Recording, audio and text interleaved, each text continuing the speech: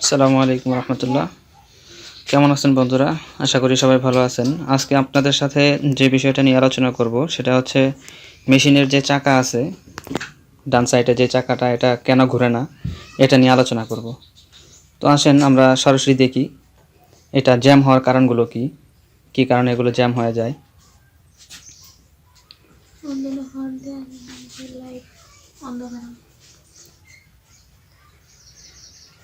দেখেন এটা নিচে একটা বেয়ারিংয়ের মতো দেখা যাইতেছে, এই যে এখানে ভিতরে।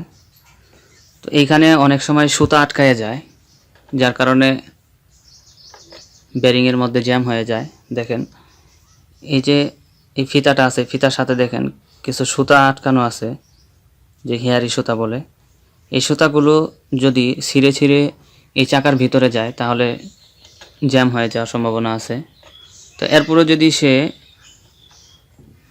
অয়েলিং না করে, তেল ব্যবহার না করে, তো তেল ব্যবহার না করার কারণে যে এইখান থেকে যে সুতাগুলো হেয়ারিগুলো যায় সেগুলো ওখানে গিয়ে আস্তে আস্তে জমাট বেঁধে যায়, আঠার মতো হয়ে যায় আস্তে আস্তে। এরপরে মেশিনটা ইজি থাকে না তেল না দেওয়ার কারণে। এই জন্য অনেক সময় জ্যাম হয়ে যায়। অনেকেই প্রশ্ন করে, ভাইয়া মেশিন জ্যাম হয়ে গেছে, কী কারণে হয়েছে? ডান পাশের চাকাটা ঘুরতেছে না, কেন ঘুরতেছে না?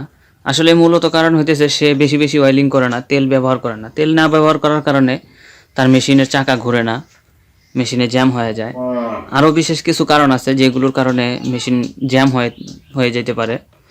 তো অনেক সময় অনেক প্রেশারও লাগে পায়ে, তো মনে করে যে মেশিন আস্তে আস্তে জ্যাম হয়ে গেছে।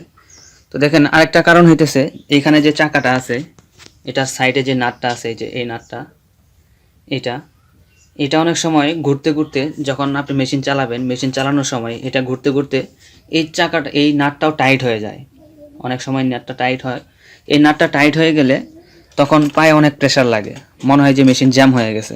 তো আসলে আমরা যখন মেশিন চালাবো ওই সময় খেয়াল করব যে মেশিনটা জ্যাম হইলো কী কারণে হইলো। তো আগে মেশিনের সমস্যাগুলো আমরা ঠিক করব, সমস্যাগুলো দেখে এরপরে সমাধানগুলো খোঁজার চেষ্টা করব। এরপরে দেখেন আমাদের এই যে এই ভিতরে অনেকগুলো পার্টস দেখা যাইতেছে। এটা হইতেছে আমার শিলি ছোট বড় করার জন্য যেই চাবিটা, এটা। তো এইখানে দেখেন উপরে নিচে করলে এই যে দেখেন নিচে একটা নাট দেখা যাইতেছে, এই ভিতরে যে নাটটা, এটা যদি আমি একটু ডিল করে লুজ করে যদি আমি এটা ভিতর দিকে দিয়ে তারপরে টাইট দিয়ে দেই, এরপর আমার মেশিনটা ঘুরতে অনেক সমস্যা হবে। তো অনেক সময় এটা খেয়াল করব যে এই মেশিন, এই নাটটা, এই চাবিটা কোন দিকে আছে। যদি উপর দিকে উঠানো থাকে তাহলে মেশিনটা চালাতে অনেক কষ্ট হবে। এজন্য 7 আর 8 এই দুইটার মাঝখানে রাখবো, বা 7 বা 6 এই দুইটার মাঝখানে রাখবো, তাহলে শিল অনেক ভালো হবে। তো দেখেন এই যে এইখানে যে নিডেলটা ঘুরতেছে, নিডেল না, এটা হচ্ছে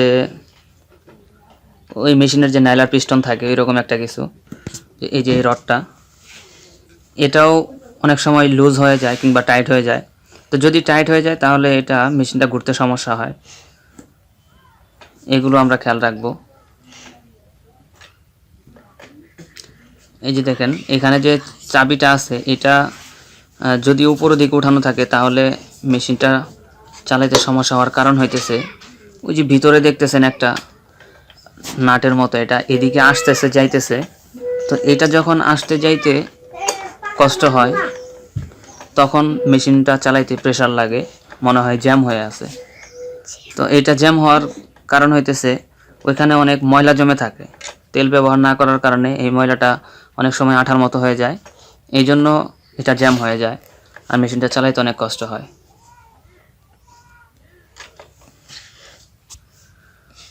এরপরে আপনি যদি এই দিকে মেশিনের নিচে যদি আপনি তেল ব্যবহার না করেন,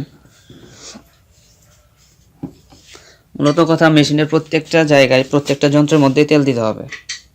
তো এই যে এইখানে দেখেন একটা নাট দেখা যাইতেছে, এই যে এই নাটটা, এটা যদি টাইট থাকে, এটা টাইট থাকলেও আপনার মেশিনটা ঘুরতে সমস্যা হবে। এই জন্য এই নাটগুলো টাইট দেওয়া যাবে না। পরিমাণ মতো যেরকম থাকে সেরকমই রাখতে হবে। এটা সবসময় খেয়াল করা যে নাটগুলো টাইট আছে না লুজ আছে। যদি টাইট হয়ে থাকে তাহলে এটাকে লুজ দিতে হবে। দেখেন মেশিনের এই পাশে উল্টা পাশেও আর একটা বক্স আছে, বড় একটা ছিদ্র আছে। এখানেও আমরা দেখতে পারি যে মেশিনের কি কি যন্ত্রাংশের মধ্যে তেল দিতে হবে। তো এটা আমরা খুলে নিব। তো দেখেন এটা আর একটু ভালো করে দেখেন, এই যে নাটটা, এই যে এই যে ভিতরে যে নাটটা, এটা হতেছে ভিতরে একটা পুলির মতো, মানে ভিতরে একটা নাট আছে, একবার ইজি নাট। হ্যাঁ, সেই নাটটাকে ধরে রাখার জন্য এটা ব্যবহার করা হয়। দেখেন ওই যে নাটটা দেখা যাইতেছে, রড, এই রডকে চাপ দিয়ে ধরে রাখে এই নাটটা। তো এই নাটটা যদি বেশি টাইট হয়ে যায় তাহলে এটা ঘুরতে সমস্যা হয়। এটাকে বেশি টাইট দেওয়া যাবে না। এরপরে দেখতেছেন এই যে এইখানে যে ইয়াটা পুলিটা, এটা এই যে এটাকেও বেশি টাইট দেওয়া যাবে না। এটা অবশ্যই দেখা যাবে উপর থেকে। এই যে এখানে যে নাট দেখতেছেন ভিতরে, যে নাটের মাথাটা দেখা যাইতেছে, এটা যদি টাইট করেন তাহলেও মেশিন ঘুরতে অনেক সমস্যা হবে।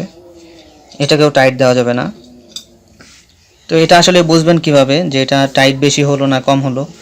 এটা যখন আপনি মেশিন চালাবেন, চালাইতে সময় যদি আপনার কাছে মনে হয় যে পাদানিটা বেশি প্রেশার লাগতেছে, পায়ে অনেক কষ্ট হয়েছে, তখন আপনারা এই নাটগুলো ডিল করে দিবেন, লুজ করে দিবেন। লুজ করে দিয়ে তারপরে চালাবেন।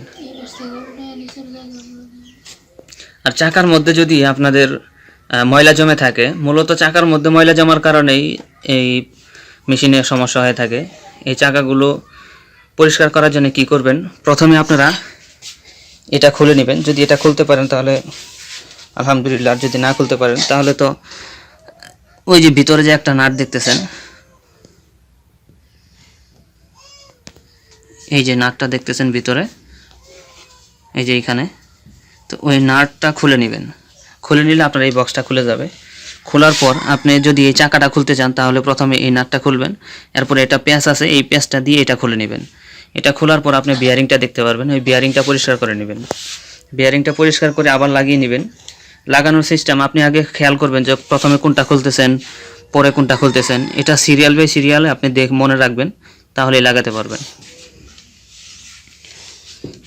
আর একটু প্রেশার লাগে যখন আমরা এই ববিনে সুতা পেঁচানোর জন্য, যখন আমরা এটা লাগাই দিই সুতা পেঁচানোর জন্য, হ্যাঁ, এরপরে আমাদের এটা কষ্ট হয়ে যায় অনেক।